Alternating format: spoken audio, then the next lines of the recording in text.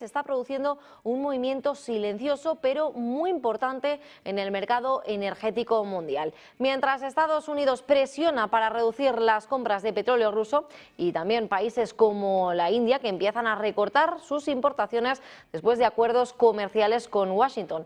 China está haciendo ya justo lo contrario para poder aumentar sus compras hasta niveles récord.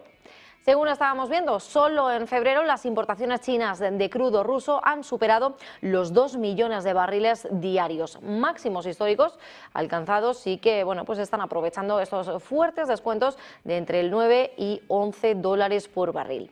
El resultado es que Rusia encuentra en China un cliente estratégico que compensa parte del vacío dejado por otros compradores. India, por su parte, reduce su exposición al crudo ruso y aumenta compras desde Oriente Medio y otras regiones también en línea a estos nuevos acuerdos comerciales con Estados Unidos. Esto no es solo petróleo, sino que es geopolítica pura. Washington intenta redibujar el flujo energético global, mientras Moscú y Pekín fortalecen su alianza económica dentro del entorno BRICS.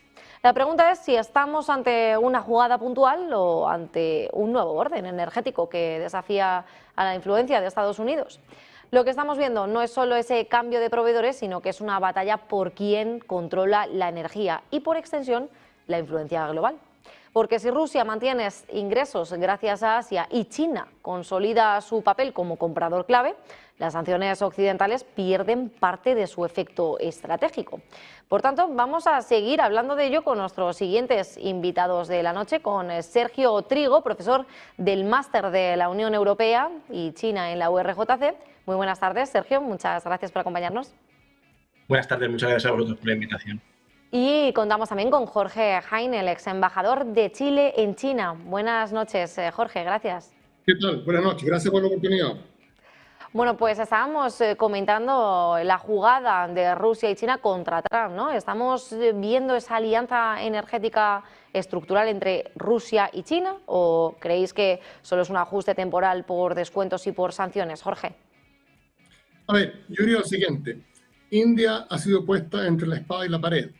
La apuesta de India bajo el primer ministro Modi ha sido por lo que él y su canciller, el señor Jaishankar, han denominado autonomía estratégica, que ha significado que no han tomado partido en eventos como la guerra en Ucrania, se han mantenido neutrales, en ese sentido no alineados para todos los efectos, y también India ha estado comprando desde el año 2022, ha incrementado significativamente sus compras de petróleo ruso, hasta llegar a cerca de la tercera parte de todo el petróleo que importa.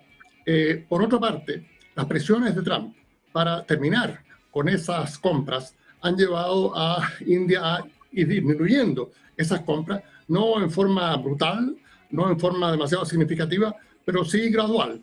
Esto es un proceso y en eso ha entrado China. China naturalmente importa mucho más petróleo, probablemente alrededor del doble, estamos hablando de 11.000 millones de barriles de petróleo al año. Y eso naturalmente hace una gran diferencia en relación a India, que importa como alrededor de la mitad. De manera que yo creo que acá China puede fácilmente reemplazar esa baja en el petróleo, aunque no totalmente.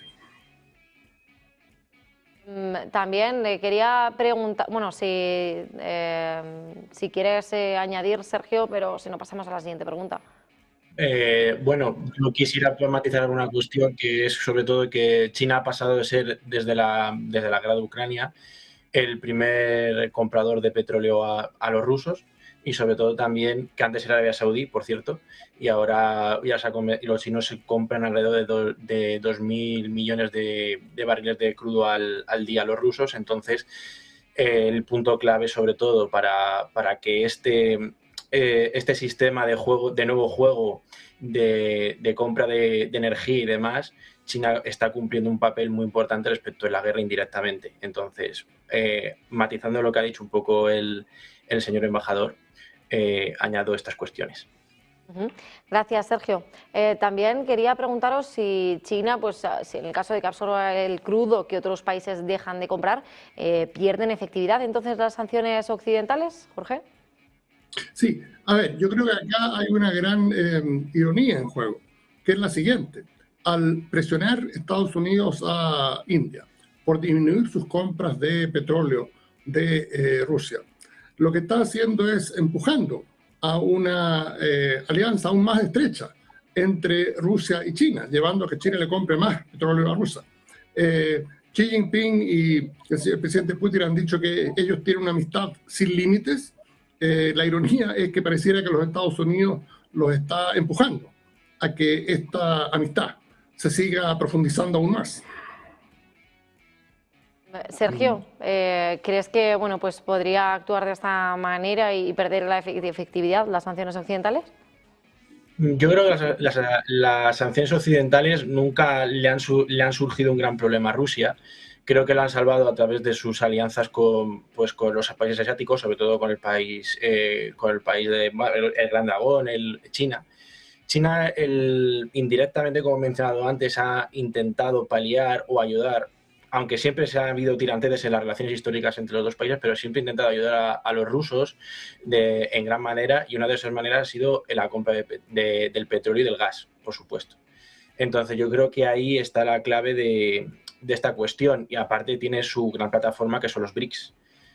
Los BRICS no solamente es que compren el gas a países occidentales o a países más afines a Occidente, sino que también pues, puede comprar, por ejemplo, hasta la intervención de Estados Unidos, Venezuela ocupaba un papel ciertamente importante. Lo que pasa es que China, que todo el mundo decía, bueno, con la intervención es posible que esto acabe, pero China solo compra un 4% del petróleo a Venezuela. Sobre todo su gran comprador histórico es Rusia. Entonces yo creo que tampoco los rusos han sufrido ese desgaste que pretendía la Unión Europea o los países occidentales respecto a la guerra.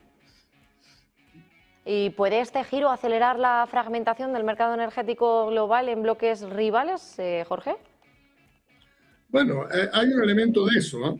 Ahora, lo interesante es que ya Rusia ha visto restringidos sus exportaciones. Alrededor del 90% de sus exportaciones van a 3 países, que son China, India y Turquía. Obviamente estas presiones no ayudan. Por otra parte, la verdad es que el mercado mundial de petróleo necesita el petróleo ruso. Sin ese mercado estamos hablando de 7.000 millones de barriles. Es una cantidad muy importante. Y la verdad es que el mercado mundial no podría funcionar sin él. De manera que yo diría que Rusia tiene bastante palanca en ese sentido para seguir funcionando relativamente bien, como lo ha hecho a lo largo de los últimos 4 años. Sergio, ¿estás de acuerdo también con lo que menciona Jorge? Sí, yo creo que sobre todo Rusia lo que está apoyando, lo que he mencionado durante la entrevista, es sobre todo en que China y los restos de países también dependen mucho del crudo ruso, sobre todo los alemanes, como hemos visto, esa desconexión que ha intentado progresiva de lo que es del país ruso, no ha podido. Y está intentándolo paliar con otras fórmulas que no ha sido capaz. Entonces Rusia tiene un poco, entre el gas y el petróleo, tiene ahí un poco el control. Ahí yo creo que está jugando su papel y su fuerza respecto a la guerra ucraniana, y sobre todo el papel un poco más pasivo que está ejerciendo Estados Unidos respecto a la guerra. ¿Creéis que estamos ante un desafío real al liderazgo energético y financiero de Estados Unidos, Jorge? A ver, yo creo que sí. Yo creo que lo que hemos visto en esta creciente imbricación entre China, Rusia e India, por una parte, su colaboración dentro de los BRICS, su presencia en la Organización de Cooperación de Shanghái, es que cada vez más estos países están desafiando el tradicional predominio, la tradicional hegemonía occidental. Yo creo que es un dato de la causa. La demanda por petróleo en India va a seguir creciendo. Lo mismo en China. Yo creo que en ese sentido van a jugar un papel cada vez más significativo en el mercado mundial. Sergio, ¿qué impacto crees que puede tener también el cambio en los precios del petróleo y en la inflación global durante 2026, al menos en este año? Pues bastante puede variar. Lo que pasa es que hay países más o menos dependientes. Por ejemplo, en nuestro país, el caso de España, no depende especialmente del crudo ruso, pero sí que es cierto que otros países pues, pueden verse más perjudicados, como he dicho, los países del norte de Europa, algunos países más dependientes en lo que es América del Sur y demás, también pueden verse bastante afectados respecto a la inflación.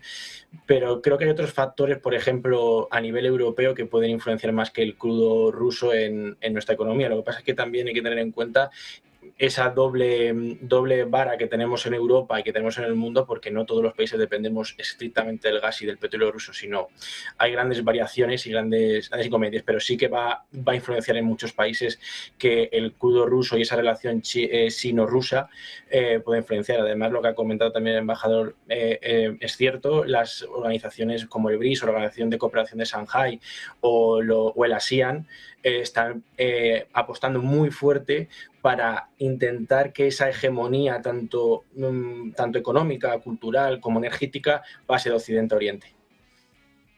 Jorge, previsiones también para la inflación global durante 2026. Bueno, yo creo que la situación de incertidumbre mundial que estamos viendo en tantos aspectos, nosotros tenemos guerras, migraciones masivas, todo tipo de conflictos, apunta a que vamos a ver un aumento en la inflación global. Yo creo que la incertidumbre generada por las políticas del presidente Trump hace una situación muy difícil para los inversionistas. Uno no sabe a qué atenerse. Nada de eso ayuda a las predicciones que podemos hacer. Bueno, pues muchísimas gracias a los dos por acompañarnos en esta tertulia, sobre todo pues, con el foco puesto en los BRICS y sobre los últimos pasos de China y de Rusia. Sergio Trigo, profesor del máster de la Unión Europea y China en la Universidad Rey Juan Carlos, muchas gracias por acompañarnos. Y Jorge Jaime, ex embajador de